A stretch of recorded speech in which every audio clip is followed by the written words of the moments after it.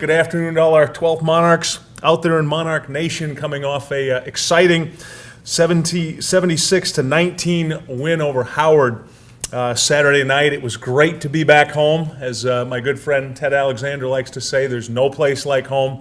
There definitely was not Saturday night. That was a lot of fun to be back with the 12th Monarchs in that atmosphere, the whiteout, the environment. It couldn't have been any better than it was, and really excited with to get that first win, and also this theme I've been talking about with our team and everybody within our organization about the future is now. And what I mean by the future is now is it's time to win.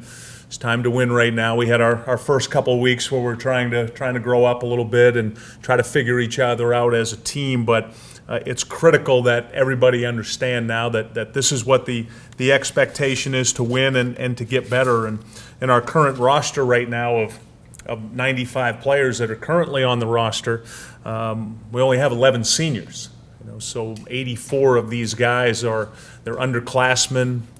Half of them are new to the program, new to the organization, to get them that winning feeling, having that confidence that what we're doing works and we're going to be successful with it, and everybody just needs to stay the course. And speaking to those 11 seniors, I felt like we had some really good leadership out of that group in this football game. We've got guys right now like our two captains, Jack Lowney and Nate Barnes, that have really had to work extra hard and just keeping everybody focused these past couple weeks. I feel like we're getting excellent play out of our other two senior offensive linemen, DJ Morrell and David Bourne. Those two guys are really playing well right now.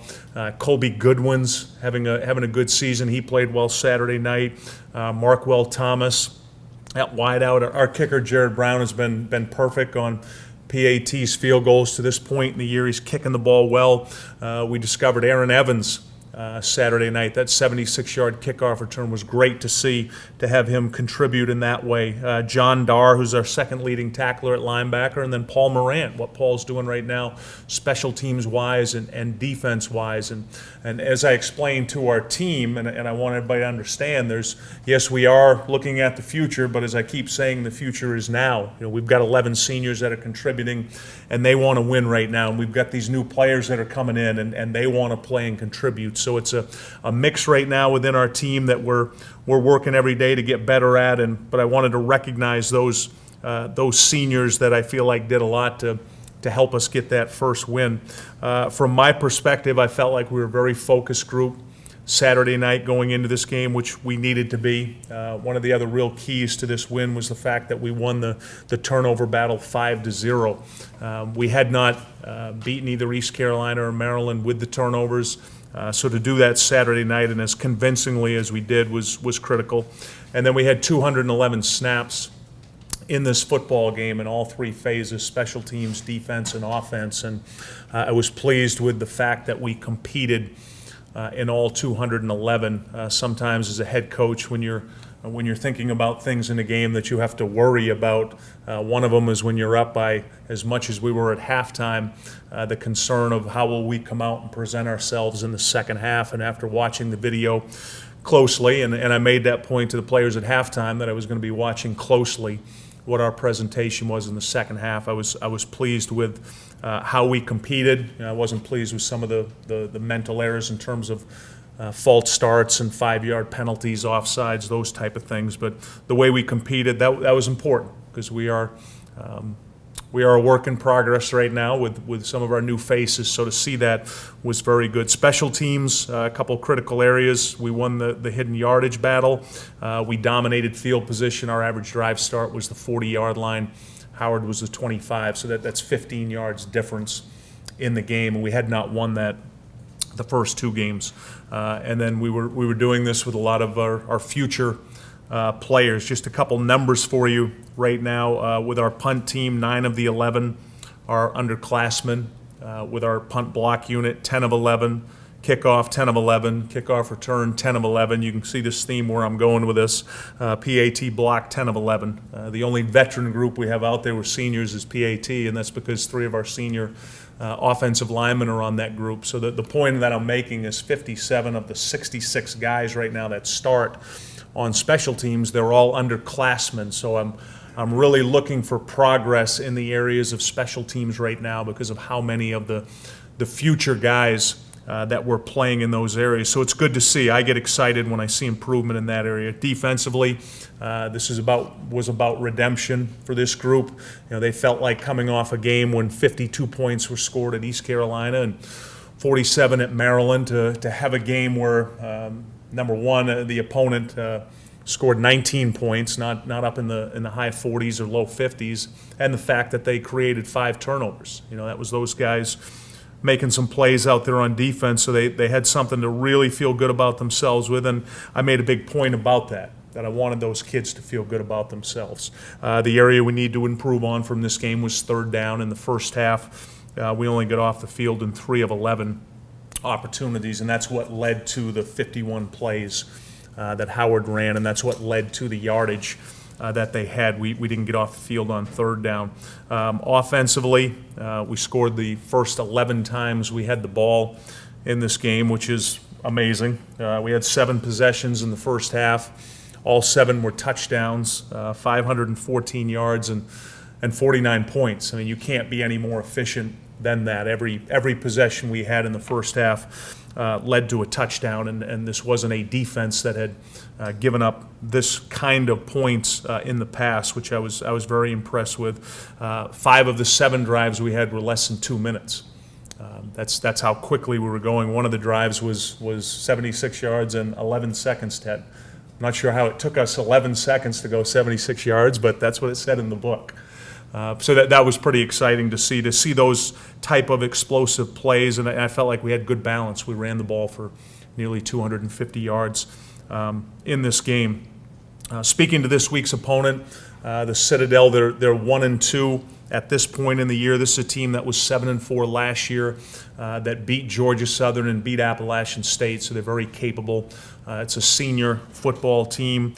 They lost at home to Charleston Southern, a close game. They lost to Wofford, and Wofford just turned around and beat Georgia Southern this week. So in speaking to the teams that they've played, I feel like they played some good football teams. They're a triple option outfit. They're a veteran group, senior quarterback, senior B-back. So these guys have had some success. Defensively, this is a veteran, tough group. 10 of the 11 players in there too deep are either juniors or seniors. So I don't have any doubt they're going to be a tough football team. You can tell by what they're doing, particularly defensively. They play multiple fronts, coverages, multiple blitzes. You normally don't do that unless you've got some veteran players that can handle it. As you would expect, this is a very disciplined team, being a military school and a military football program. If you look at the penalty chart, that's always the first thing I look at with the military schools. They've only had 6 penalties in 3 games, so that speaks to their level of discipline within their team. And as I said to our players, I have great respect for the military schools. I always talk to our players about the amount of respect that we'll show in this game, because these are guys that in the future will be protecting us and our freedoms based on where they're going to go when they graduate. So this is a school that we have respect for, and more than just the fact that they're a good football team. But this will definitely be a challenging game for us, and one that I'm excited we get to come back to SB Ballard and play. And at this point, I'll take questions. Bobby, you haven't had a lot of luck against a triple option in the past. What? What's he speaking to here? I don't understand. What about that offense that makes it so difficult to stop? Because a lot of teams have trouble stopping that offense. Yeah, first of all, it's something you don't see. You don't see it very much. If you see it more than once a year, that's a lot. It's completely different than anything else you face. You'll face a lot of shotgun spread offenses. That's what we see a lot of. That's kind of the flavor in college football right now, if you will. But the triple option is not something that a lot of people run. It's not something that a lot of high school kids want to play in. The high school kids want to play in what's the norm, so to speak. So that makes it more challenging, is the fact that you see it so rarely, and then to try to duplicate the speed, Harry, of how it comes at you. For example, when you look at Citadel through their first 3 weeks, I think they've outscored their opponents. I want to say it's 24-0 in the first quarter. And generally, when you look at that stat, it's because they're having a hard time with the offense, so they don't have the ball in the first quarter. They're just trying to adapt to speed, and that's why the first quarter of this game will be critical for us in a lot of ways, that we'll have to settle ourselves down and get into this football game and know that it's going to take a little bit of time to get used to it, because it does to everybody. It takes everybody time to try to get used to it, unless you're a triple team. When Wofford and Citadel played each other, they're both triple teams, so there wasn't that feeling out period. But I suspect that's why when they jumped on Charleston Southern early and they jumped on Western Carolina early, the other two teams they played that don't run the triple, I could see them watching the video. They're just trying to figure it out, particularly that speed early. So that's another major reason why, just trying to adapt to the speed. All in all, is it like a huge relief that you're going off and 0-2 start to have the game that you did? Mm-hmm. Is that, does that give a nice shot of confidence for you back right now? Yeah, that does. That was probably the biggest thing we needed coming off those two losses to good teams on the road was to get a victory for our confidence. And I worked a lot last week with the players on their confidence. I had them repeat to me in my pregame speech that I can and I will. I had them say that out loud to actually have the confidence in themselves that I can have success, I will have success. And we're so new. We're still such a new football team with so many new faces. So it was really important to have that kind of success and really have it early in the game, to be up 28-3 in the first quarter. There was almost a sigh of relief coming from our sideline and a real high level of confidence with our players. What was the team meeting like yesterday? I mean, I assume everyone was jovial, but if you could talk a little bit about how different it was over the Sunday meetings the past 2 weeks. Yeah, that part of it, Harry, just the part of everybody having an opportunity to feel good about themselves. And I'm in this room and there's 95 players, and then there's a lot of coaches, for everybody to feel like they just had a good week at work, if you will. Because so much of what we do, it plans all week, and then you go on Saturday and you hope you can have some success. So there was, the guys were very excited. And when you think about approximately half of the team had never won a game here at Old Dominion. So they got that first win because of all the new guys that are here, and it was critical for that to happen, just for some confidence in the room, and for everybody to understand that what we're doing works. It's been proven that it works, and I wanted everybody last week to stick to the plan, and I felt like they did. I felt like the kids did a really good job with that. Have you done any prep work yet, Bobby, on the triple option, or is it just going to be this week for two or three practices? We have. We started back in the summer. There was the Citadel. Along the way? Yeah, the Citadel was a team that defensively we spent a lot of time on. It's not something our offense spent time on, because their defense is very similar to what we've seen. But our defense, Coach Nagy and his staff, particularly from the standpoint, Tom, of just wanting everybody to understand what the base concepts are that they run. The Citadel's a little bit different than Georgia Southern in terms of what they run and what they do from a strategy standpoint. They run some different plays than Georgia Southern does, but the base schemes that we've still got to stop. We've got to stop the veer option. I mean, that's critical. Where that quarterback, where they go through there's a veer blocking scheme up front, and the quarterback can either keep the ball or hand it off to the B-back, or he can pitch it. That's the base play that makes the offense go. They do some things a little bit different technically. They'll run a midline dive, and they'll run a midline option play that just changes up some of the blocking scheme. And without getting too overly technical, they'll run some toss plays. They'll load block some schemes where they're going to try to change the edge on you, and they'll do some things a little bit differently. I think Kevin Higgins, their coach, is a very smart guy. I think he understands his personnel. He understands who he's coaching and what the strengths are of the players he coaches, and he tries to fit his scheme to those players. Not unlike other military schemes that we watched, or military programs run the scheme, whether you watch an Air Force do it, or Navy do it, or Army when they've been really successful. you really have to know your personnel when you coach at a military school. And I think Kevin's a veteran coach. He's been around. He's been in the NFL, had success at Lehigh. I think he's got a real good feel for what his guys are capable of. They don't throw it. They haven't thrown it a lot, but they will. You know, it's interesting, Tom. First play of the Western Carolina game, they run a little play action pass, and there's the tight end 20 yards down the field, wide open behind everybody else, and the quarterback just misses it. So when they do throw it, it's extremely dangerous because in essence you're in man coverage. You know, it's not unlike playing basketball and you're playing man to man. You know, that's what this offense forces you to do. You've got to have a lot of man concepts, and that's why it's critical that guys this week, it's we're taking a class on reading keys and how to execute those keys. We've got to show them some different looks. We'll try to free up some different players schematically with what we're doing. You've got to at different times throughout the game, you got to force quarterback to pitch the ball. You know, you've got to get the hands out of the ball out of the hands of the B back, the dive back, and the quarterback. You know, because that's your best opportunity to create turnovers. You know, when the quarterback's got to make quick decisions and he's got to pitch it quick, that's when you see the turnovers. You know, the times that we had success when we played Georgia Southern or VMI, we were forcing them to pitch the ball. So that's going to be something that's critical for what we've got to do. And then the most important part of it is you've got to be able to tackle. You know, the reason, even though Wofford runs the triple, you know, their defense was still on the field defending the Citadel in this game, and they held them to 10 points because they tackled really well. Those guys did a great job tackling, so we'll have to do that.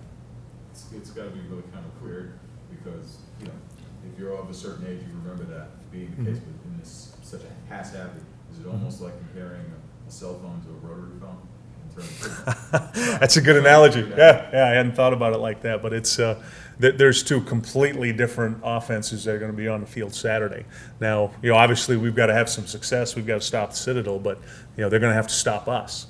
They're going to have to stop our offense and what we do offensively. Just like we don't see and prepare for their offense, they don't see our offense in practice. You know, they're going to have the same challenges this week, trying to run what we do because they didn't recruit a quarterback that's Taylor Heineke or like him or David Washington, so they're going to have to run the same system. So there'll be two defenses on the field Saturday night that'll be trying to get a crash course on the speed of the systems, both sides of the ball. Bobby, given the discrepancy in levels of competition between the first 2 weeks and last week, Yeah. how did you and the staff measure progress? Yeah, as I mentioned last week, Dave, that the biggest thing that I wanted to see and the biggest thing that the staff wanted to see was just seeing improvement by positions. And we were looking at particular guys, those guys that particularly the newer guys to the program. And we were able to take away from this game that we feel like we got better at every position. I feel like we got better in everything we were doing in special teams in this game, defensively, offensively. The biggest difference, Dave, and we talked about this last week, was just the speed. You know, the speed wasn't the same from Howard as it was from East Carolina and Maryland. And the mistakes that we made in the East Carolina and the Maryland game, we paid dearly for. You know, we got exposed when we made those mistakes, and we weren't as exposed this past week. But I also feel like from looking at the coaches' grade sheets and talking them through it, that our players graded out much better. There was a better sense of accountability. There's a better sense of guys handling their responsibilities, and all across the board at every position. So I felt like we made some real good progress in this game, Dave, in all three phases. Anything else for Coach? Thank you all for coming. An exciting first game. The Whiteout will be involved in a blackout this weekend, 12th Monarchs. The lights will be on, but it will be black. Have a great day, everybody.